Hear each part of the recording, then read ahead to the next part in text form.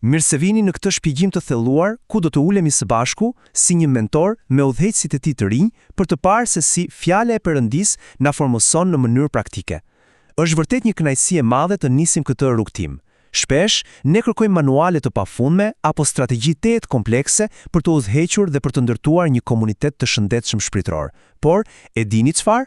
Ndonjëherë përgjigjet më të thella gjenden pikërisht në mesazhet më të shkurtra. Dhe këtu hyn në lojë letra e tretë e Gjonit.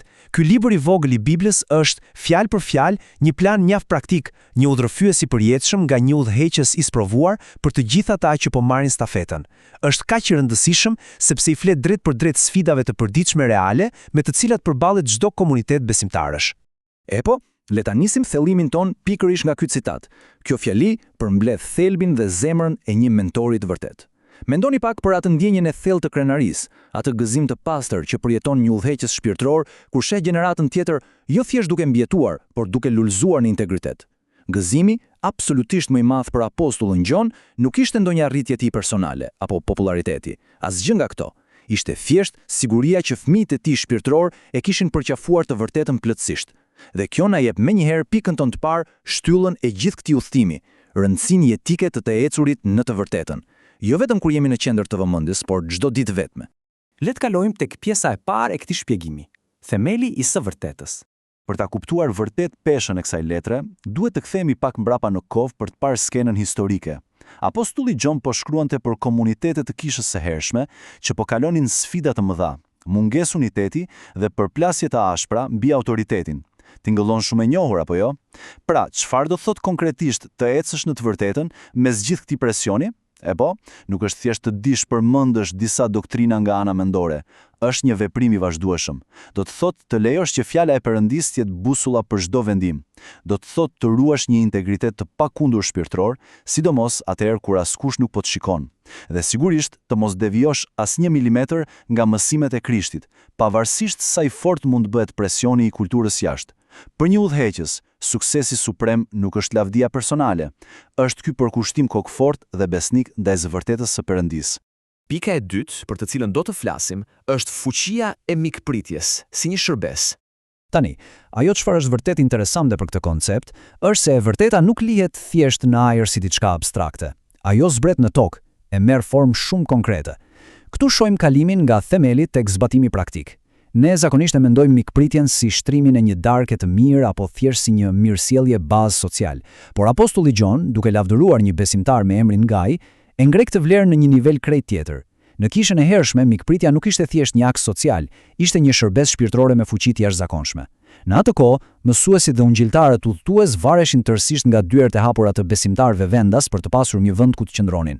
Mikpritja ishte fjalë për fjalë motori i heshtër që bënte të mundur përhapjen e ungjillit. Ajo buronte nga një dashuri tepër praktike. Dhe kjo na tregon diçka fantastike. Ne nuk jemi krijuar për të jetuar si ishuj të izoluar nga njëri tjetri. Komuniteti është frymëmarrja jonë. Ekzistojnë 3 hapa kaq të qartë dhe të zbatueshëm se si e vërteta vihet në punë sot. Së pari, të ndihmojmë aktivisht ata që kanë nevojë. Së dyti, të hapim jo vetëm dyert e shtëpisë sonë fizike, por mbi të gjitha të hapim zemrat tona ndaj vëllezërve dhe motrave në besim. Dhe së treti, përmes kësaj hapje, ne arrim të mbështesim punën e madhe të Perëndisë në tokë. Kur ne i marrim këto hapa praktik, ne bëhemi bashkëpunëtor të drejtë për drejtë të së vërtetës, tamam ashtu siç vepronte Gaj shekuj më parë. Pjesa e tretë e këtij rrugtimi, historia e 2 udhëheqësve. Dhe ky kontrast na ilustron në mënyrë të shkëlqyer mësimin e radhës. Si çdo mentor i urtë që nuk jep vetëm lavdrime, Gjoni jep edhe paralajmërime shumë të nevojshme, sepse, le të jemi të sinqertë, çdo komunitet përballet me sfida të brendshme.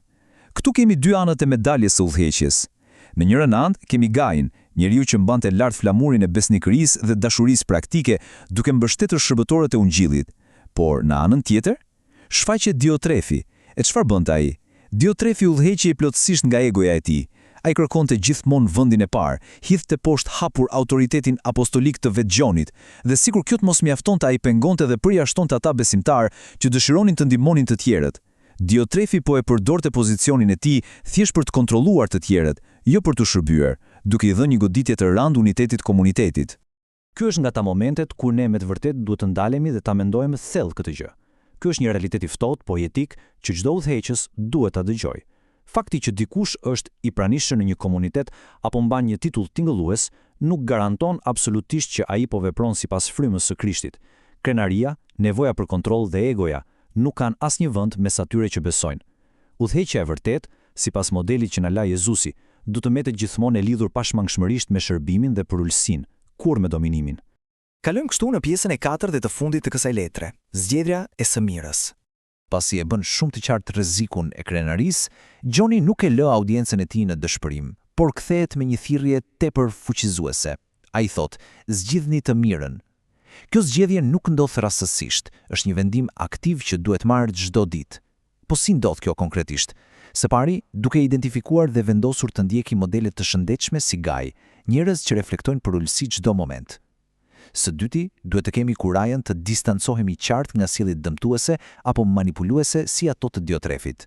Dhe e treta, që ndoshta është rregulli më i rëndësishëm i rrugtimit ton, të mos havojmë kurrë se rrethi ynë shpirtëror ndikon drejt për drejt në trajektoren e jetës son. Ne e thithim si sfungjer ndikimin atyre që i mbajmë afër.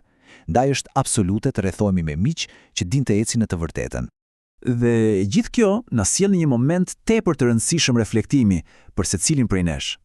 Çfarë shembulli po ndjekim sot? Kjo nuk është thjesht një pyetje retorike sa për të kaluar radhën. Kërkon një përgjigje të sinqertë. Apo anojmë drejt asaj nevoje së vazhdueshme për njohje dhe kontroll nga ana e njerëzve, apo jemi të gatshëm të stepemi pas, të zhytemi në të vërtetën dhe të shërbejmë në heshtje? Dhe mos harroni tjetrën. Çfarë lloj njerëzish po zgjedhim të imitojmë? Sepse fundja, ne mësojmë nga mënyra se si jetojnë të tjerët rreth nesh, jo vetëm nga fjalët e tyre. Për ta përmbledhur gjithë këtë shpjegim dhe këtë plan të jashtëzakonshëm udhëheqjeje nga tregjonit, gjithçka reduktohet në 3 shtylla monumentale. E para, le të jetojmë në të vërtetën, duke e bërë këtë me çdo kusht dhe çdo ditë, pa kompromis. E dyta, le të praktikojmë dashurinë jo vetëm me fjalime të bukura, por përmes mikpritjes dhe ndihmës konkrete aty ku ka nevojë. Dhe e treta, duke bërë këto dyja, le të ndërtojmë një komunitet shëndetshëm ku egoja vdes për ditë dhe shërbimi lulëzon. Ky është plani i vërtet, jetë gjatë i një mentori. Dhe dua ta mbyll me një mendim paksa provokues për të gjithë ne.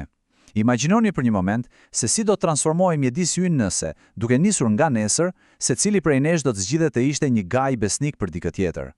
Le ta mbajmë këtë mendim me vete, teksa vazhdojmë të ecim të palkundur në të vërtetën.